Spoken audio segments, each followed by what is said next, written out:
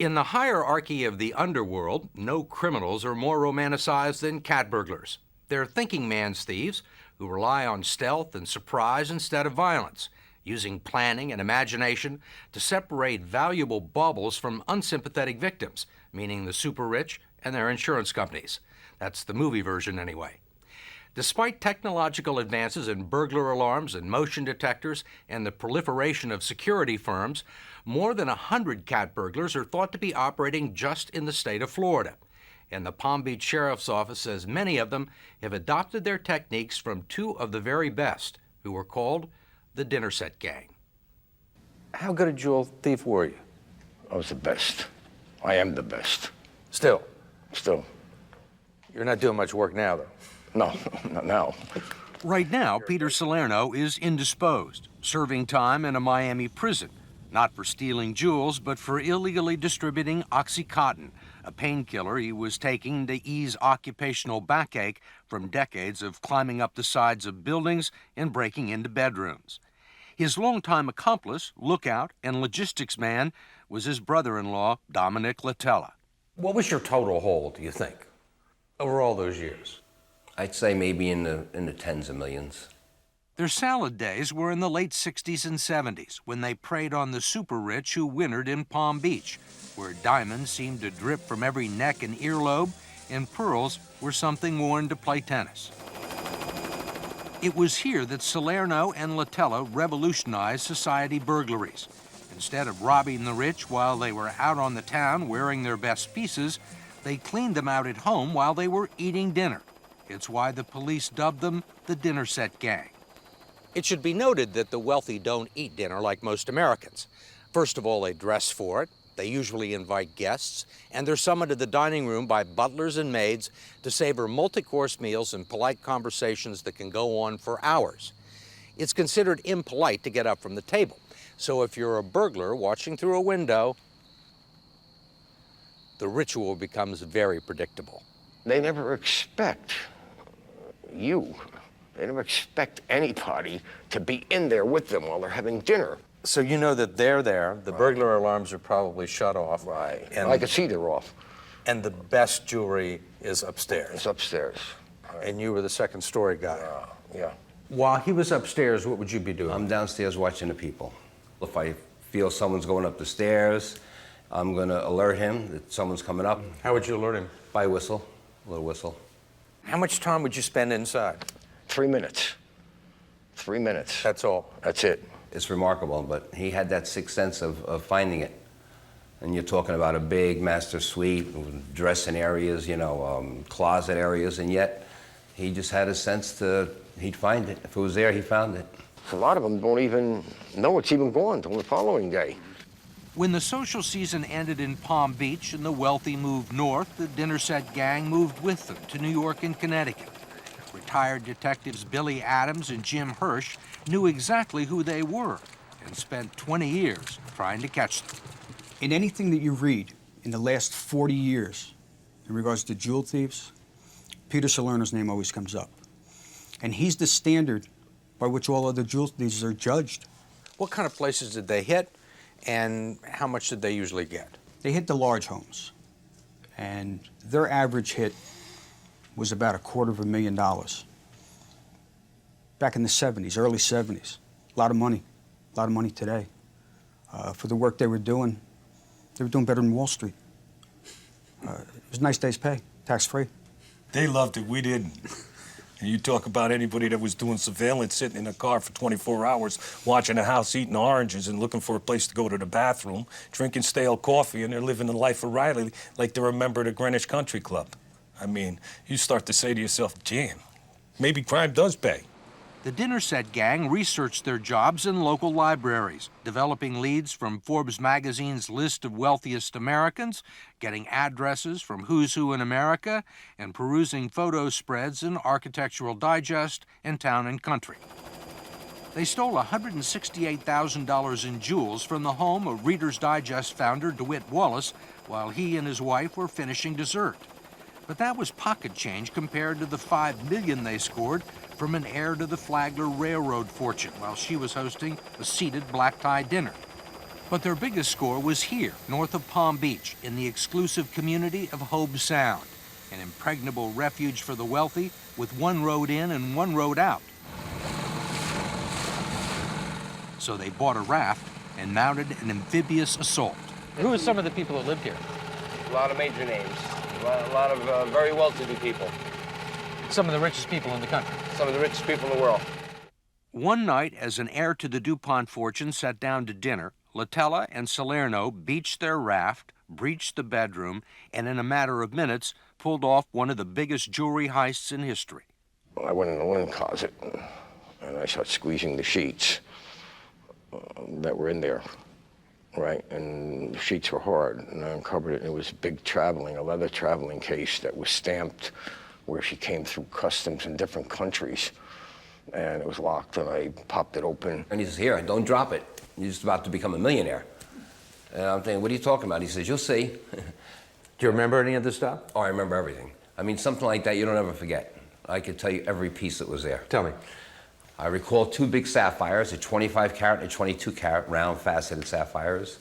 I recall a ruby, it was beautiful, it had all big marquees coming up like a Christmas tree. A terrific emerald, big emerald. I don't know whether it was 12 or 14, 15 carats. She also had a set of beautiful pearls with a 5 carat marquee, canary yellow marquee clasp. Just think of a 5 carat marquee diamond, that's your clasp. But that wasn't the biggest piece. It was 17.65 natural pink, flawless pear-shaped diamond. Worth? Worth, at that time, 1.8 million. Where is it now, do you know? Yeah, some Arab sheik has it now. The total haul was $12 million, and they headed to New York to celebrate with this gray-haired man. The gentleman, they say, was a business associate, long suspected but never indicted for helping them move their merchandise. Who's your fence? A guy named Wally Gans. He was in the 47th Street Diamond Exchange, which is the biggest exchange in the world, to me. I mean, you know, I've been under the ground. They have their own vaults. They don't go to banks. They have more diamonds and cash there than God. He was a reputable guy. Oh, yeah. I mean, except for the fact that he was your fence. Except that he was a fence. They only collected 10 cents on the dollar, the going rate for hot jewelry, and there was the occasional tribute to friends in the mob. But there was more than enough money for Salerno and Latella and the twin sisters they married, Gloria and Sandra Savino. There was always a lot of money around. A lot. Bags full. Bags full. Suitcases full. We would put it in envelopes of $20,000 at a time. Put them in the envelopes, close the envelope, and then put them in the safe deposit box. And I can remember having to go to the safe deposit box and changing it because I couldn't put another envelope in it. What did you do with all that money? We lived, right? Yeah, spent it. We had new cars, we had clothes, homes, Boats, boats. What kind of cars? traveling. I had a Scarab, a beautiful I had a one. 450 Mercedes. Pete had a Rolls. Ironically, the money started to run out in the 1980s when they flirted with the notion of going legit. They started a construction company that built these condominiums and lost their shirts when the real estate market crashed. Both men developed a taste for cocaine, and Pete did a stretch in prison. When he got out, Gloria Salerno had been diagnosed with breast cancer. And as you know, well, you wouldn't know, but in our business, we don't have health insurance. And to get her proper care, you know, he needed a lot of money. They headed north in the winter of 1991 and went on a major crime spree, looking for quick scores. I never did 40 jobs in 1 month. I was just obsessed. I wasn't going to let her die because of money, but a lack of money. That money saved her life. You got careless. I got careless. We broke our rules, you know, not knowing your target, not knowing where you're going, knowing your escape, working in the winter, especially in the snow. One of the first houses they hit was one they had broken into nearly 20 years before. Even the victims were the same. Everything was identical except the date on the police report. It was unbelievable. So you knew they were back in town? When I saw the hit come in on the police report, all you said was they're back. You know, but then again, you went, They're back. It was almost good to know they were back, because the chase was on again. Adams sent out a bulletin alerting police departments in the surrounding areas that the dinner set gang was back in business. And on January 21st, 1992, at this house in Westport, Connecticut, their luck finally ran out. And I recall the woman being downstairs in her foyer, and Pete says, put me up on a ledge. He went up and made entry into the bedroom. And all of a sudden I noticed the woman look up, and I knew she heard something.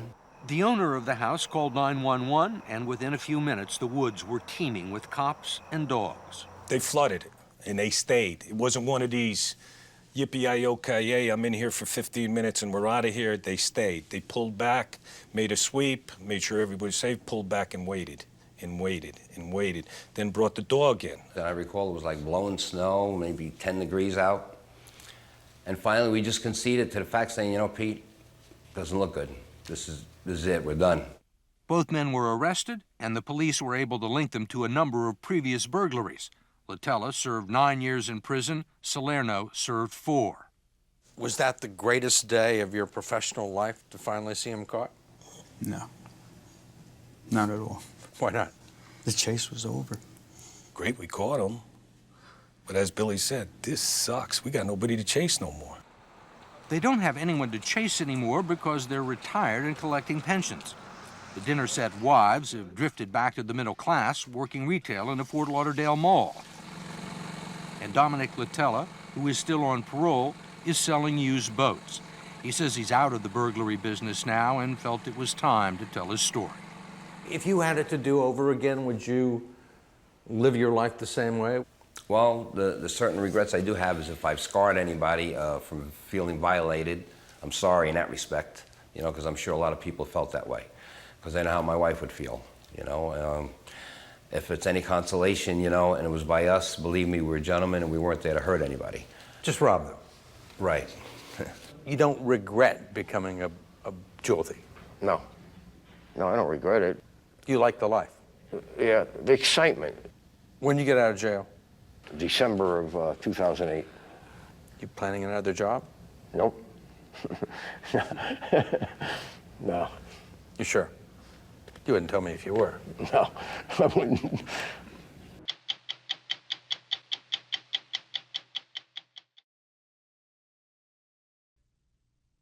To Catch a Thief, not the movie, the real thing. 2 years ago, some of the world's most valuable art was lifted from a Boston museum. Works including Rembrandt's only seascape, one of only 32 Vermeer paintings in the world, a Manet and some Degas. 13 pieces in all, worth at least $200 million, perhaps the biggest art theft ever. In most cases, sooner or later, the works turn up, ransomed back to the owner or their insurance company. In this case, nothing, except for one slightly slippery suspect. It happened one night in Boston at the Isabella Stewart Gardner Museum. 1 a.m., March 18th, 1990. 2 men dressed as Boston cops came to this side door of the museum. They knocked and told the guards they were responding to a report of a disturbance. In moments, the guards were overwhelmed, bound, and gagged, and the thieves went to work. The museum, built at the turn of the century by the eccentric Isabella Stewart Gardner, was a copy of an Italian villa. She lived here and scoured Europe for this eclectic collection.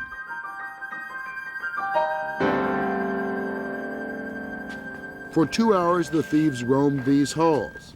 Among the paintings stolen were Rembrandt's Storm on the Sea of Galilee and Vermeer's The Concert. Splendid resolution. Peter Sutton, curator of European paintings at Boston's Museum of Fine Arts, notes their paintings of extraordinary significance. The early Rembrandt, a very large and ambitious picture, a picture of wonderful theatrics, and the only marine painting in his entire oeuvre, a picture of tremendous importance. And the Vermeer, what could be more rare or precious than a Vermeer? Perfectly poised and balanced, kind of an inevitable geometry. The inevitable geometry that night became an empty rectangle. It was not until 7 the next morning that the 2 guards were found still bound and gagged in the basement. The art world was in shock. In all, 13 objects were taken by two men who were later described by the guards to police artists as being in their late 20s or early 30s and speaking with Boston accents. They were definitely professional thieves. They knew what they were doing. Brian McDevitt says he's an expert on this kind of heist because he was once part of an international ring that stole to order. This was clearly an operation that somebody paid for. They wanted, I think, those two specific paintings. And the only way that you can get those paintings for your collection is that you pay somebody to go in and steal them. I mean, that's what I used to do. What's your best professional guess about the location of the Gardner paintings now, as we speak? I believe they're in Japan. All of them? All of them. There is the possibility some billionaire is gloating over the paintings. It's also possible they're being held for ransom. Makes best sense, of course, because you can't fence objects like this. They're too well known. Exactly. Too obvious. No museum's going to buy them. No reputable, or perhaps even disreputable collector Very unlikely. would want to own something that says Gardner Museum on it. No. Correct? Exactly. Too famous. Our next stop, a place that should put any art thief into panic, the FBI, and its head of interstate theft, Howard Apple. There's $1 million reward in this case, and to my knowledge, no one has ever come forth with an offer to return the pieces of stolen art. Agent Apple says up to 40 agents at a time have been working on the case. But you do get the feeling that the Bureau is baffled. The paintings have been put into the stolen art computer network and distributed throughout the world through Interpol. But in 2.5 years, nothing. But there was one thing, a robbery attempt 10 years earlier that seemed almost a blueprint for the Gardner heist. It was at the Hyde Museum in upstate New York. The Hyde family built their museum in Glens Falls shortly after the Gardner was built.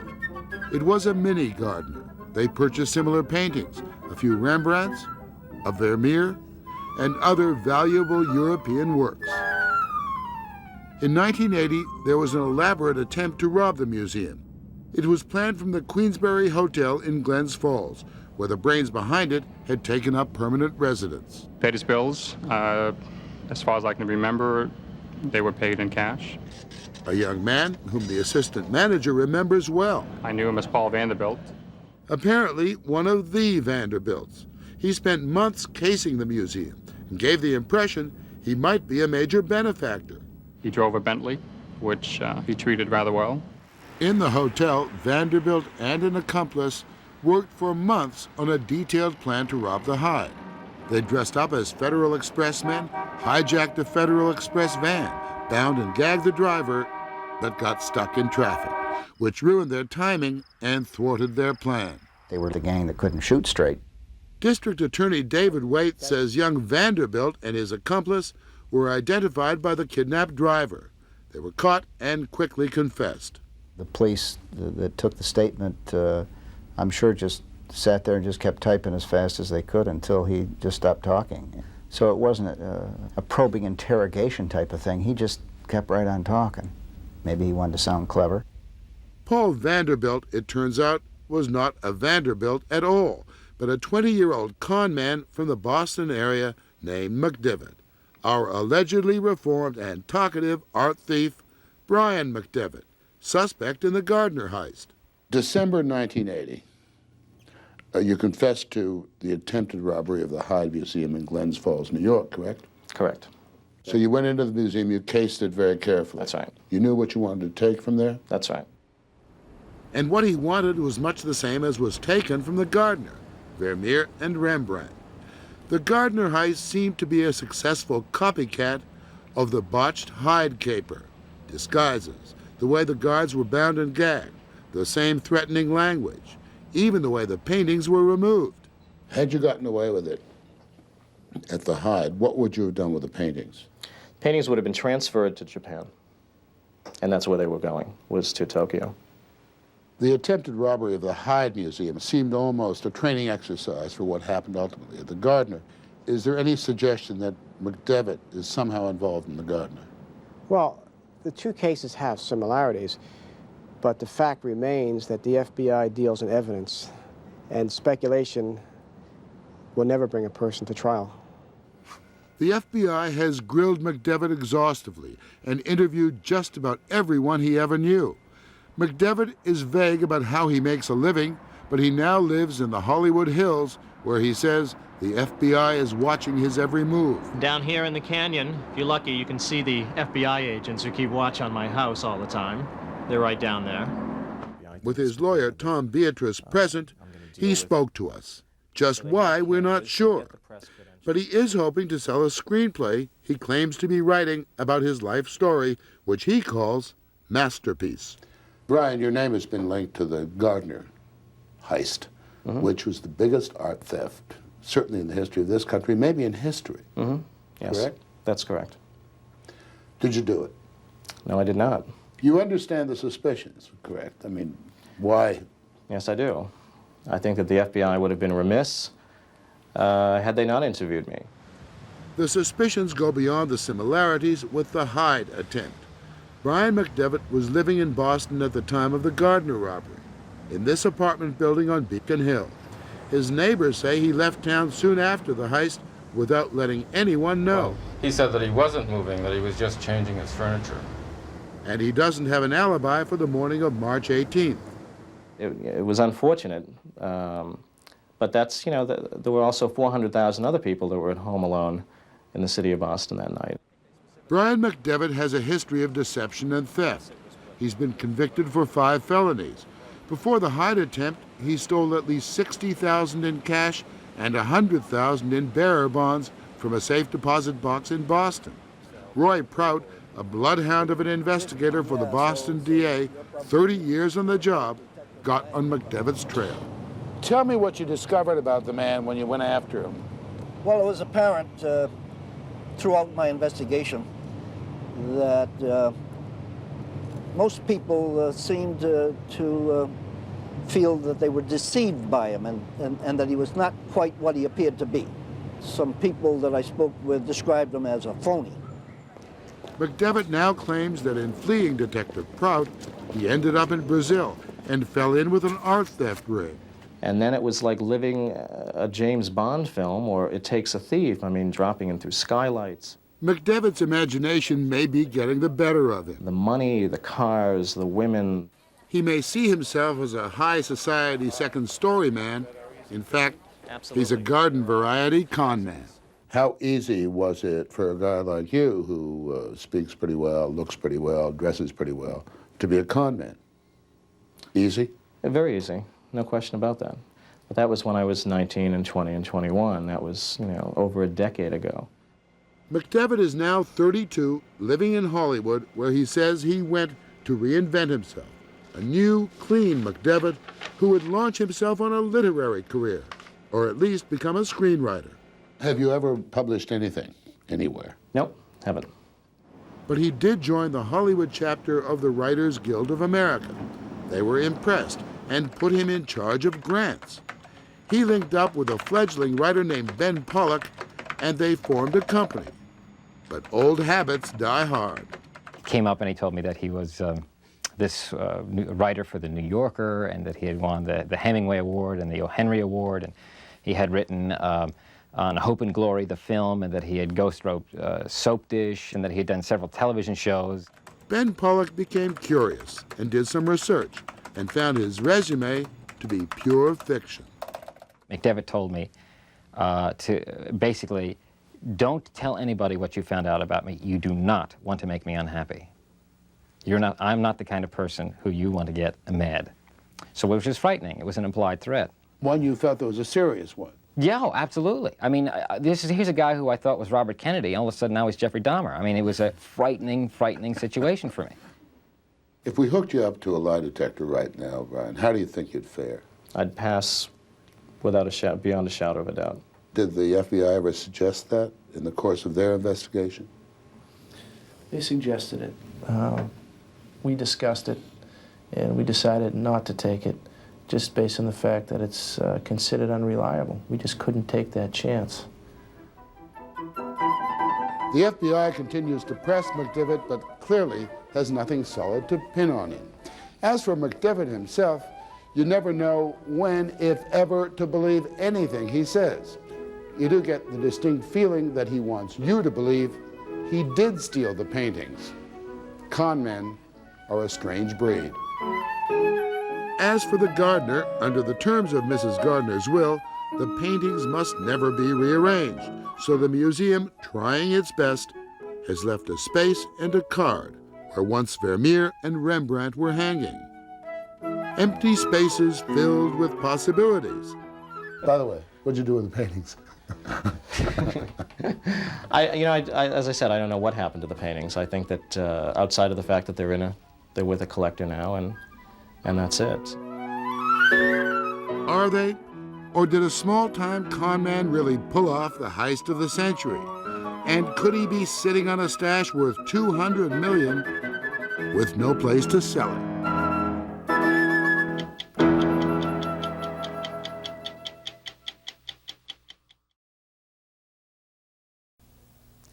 The next time you go to the grocery store and find the prices out of sight, or try to rent office space and find it will cost you an arm and a leg, or you find your car insurance bill keeps going up year after year, it may be that it's not just inflation that is putting a crimp in your pocketbook, because there is a new style of burglar operating all over the country who may also be adding to your cost of living.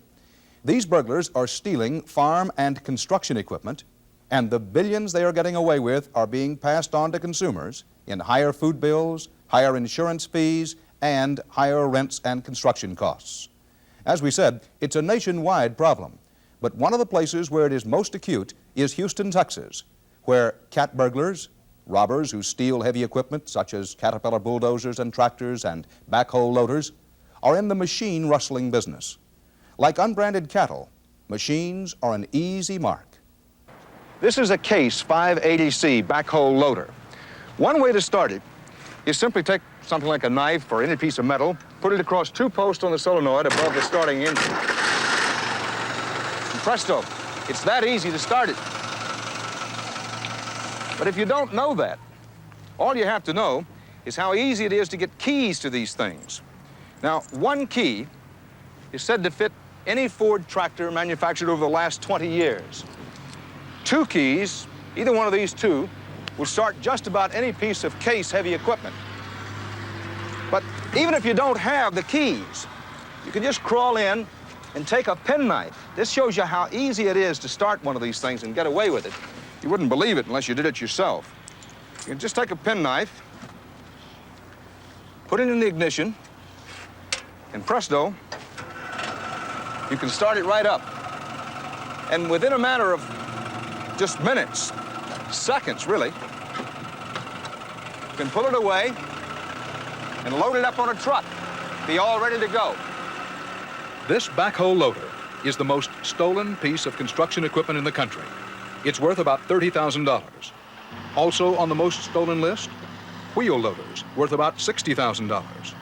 Or track loaders, $100,000. Or this bulldozer, $200,000. And where does a piece of stolen heavy equipment go? Often that depends on whose order is being filled, since this is so much a steal-to-order business.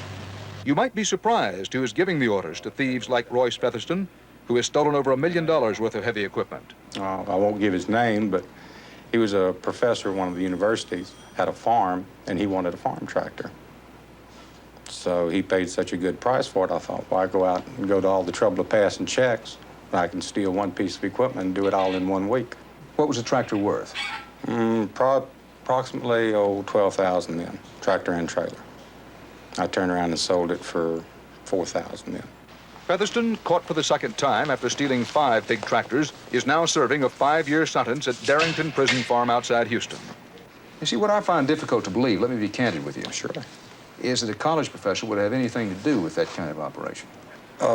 You'd find it harder to believe some of the people that are buying the stuff nowadays, besides college professors. Buying stolen goods? Oh, sure. Well, give me an example. Chairman of the board of one of the biggest savings and loans. As in most well-organized rackets of this type, you need a middleman, a fence, literally to move this heavy equipment to its final destination. The middleman buys it from the thief and then resells it at a fraction of its real worth. This man, a veteran fence of 30 years, who asked not to be identified, has been dealing almost exclusively in stolen heavy equipment for well over a year now and is out on bond awaiting trial. He has moved 50 pieces of equipment in 1 year. But in round figures, how much would that equipment have been worth, 1 year's work, 50 pieces? I'd say $350,000 to me. That, of course, is tax-free. I should hope so. Equipment frequently is stolen as part of insurance fraud schemes. An equipment owner might move his bulldozer from one site, deliver it elsewhere, or even hide it, then report it stolen, all to collect the insurance. Insurance companies pay claims so quickly in many cases that owners and thieves know it's a quick way to make a buck. Out of every 50 pieces of equipment stolen, based on your experience, how many would you say were stolen for insurance fraud purposes? I would say probably 50% of them. In other words, 25 of the units. That high? Yes. With so much equipment being moved, we asked Royce Featherson how he entered the various sites to do the stealing. Well, that's no problem. Most places aren't even fenced. If they're fenced, I just cut the fence. But most places have a guard, do they not? Yes, but you can find out what their schedule is. They'll come back on their scheduled time, but by then, we're gone. Well, you make it sound very easy. Well, I'll tell you what, I'd rather be out stealing a piece of equipment than doing this right now. It's easier. It's easier. Ray Higgins, a construction superintendent in Houston, had a tractor stolen from his job site. We never have recovered it. It's worth about $18,000. We lost another tractor off of the other job one night. Troweling machines and everything. The whole complete job was taken. And it was worth $30-some thousand on the whole deal. We have one more job that we lost a tractor off of. They cut the fence, drove it through the back of the property, and we never have recovered any of this stuff. Since large tractors and bulldozers are so expensive to buy, many users rent them from contractors like Maurice Berry, who told us he has had 10 tractors stolen from him. Only 2 were insured. We asked him how much that loss was worth. Probably in the neighborhood of $600,000 or $700,000 over a period of time. $600,000 or $700,000? Total loss of machine and downtime and production. Our cost over the period of time has been raised on rentals probably 10% overall in our cost to our customers. The customers have to pay that and pass it on. It's just the way the economy is. If your backhoe loader is stolen here in Houston, there is only one detective in the Houston Police Department available to track it down for you. Oh, well, okay. Now, that's on the tractor that he recovered out of a posse? He is Detective Bob Olson, who has been covering this beat for 4 years. We went with Olson to a freight depot which was thought to handle stolen equipment. We looked at a tractor awaiting shipment out of the country and asked him if there were reason to believe it had been stolen. Yes, sir. Myself and some other officers have looked it over, and all the numbers have been removed. Now, straight talk, do you think this piece of equipment is hot? I would suspicion it to be so. Is there anything else you can do about it? No, sir. Detective Olson can't do anything about his suspicions because, first off, there are no proper serial numbers on this equipment to help him trace the rightful owner. Unlike cars or trucks, serial numbers are not stamped into the metal on all machines. That's why thieves find it so easy to change or remove them. But Olson also can't do anything because there is no paperwork trail, no titling or registration. If you bought a old 50 model Chevrolet for say $50 to $100, you wouldn't consider buying that vehicle if you weren't given a title to it. If that particular vehicle is stolen from you, it's got plates on it, it's rolling down the road, an officer can pick up a microphone in his police car, check the license plates on that vehicle. If a piece of heavy equipment's rolling down the road, the officer has nothing that he can check on. There's no license plate required for it? No license plate, no registration. And that makes recoveries of stolen pieces virtually impossible. Only 1 out of 10, compared with 7 out of 10 for stolen automobiles and trucks. Sometimes the stolen equipment crosses state lines, but the FBI places little priority on trying to stop it. And sometimes it moves through the port of Houston, bound for countries around the world, where it brings a far higher price. A lot of it goes overland from Houston to Mexico. Probably 30 or 40% at least. Do you think it's that high a percentage? I believe that's probably conservative. In a matter of only a few moments, a truck can be loaded and driving out of Houston, headed south for the 375-mile ride to the Mexican border near McAllen, Texas. Few police patrol here, and there are no truck weigh-in scales to delay the hauler.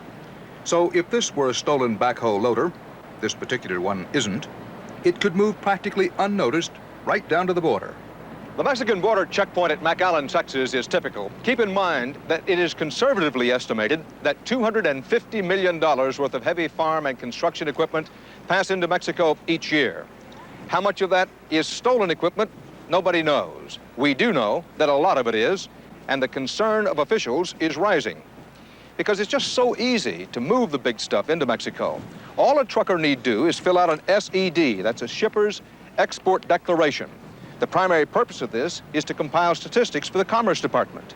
So a trucker can tell the truth about what he is hauling, or he can lie. It is not within the jurisdiction of the U.S. Customs to check it out.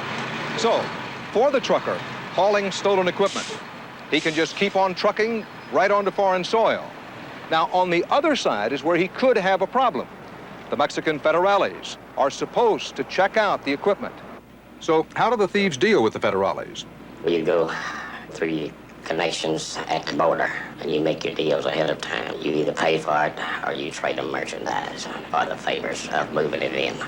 We carried on 4 vehicles, 3 new Broncos and 1 new four-wheel drive pickup, and they were already ordered to let machinery come across. To whom did those vehicles go?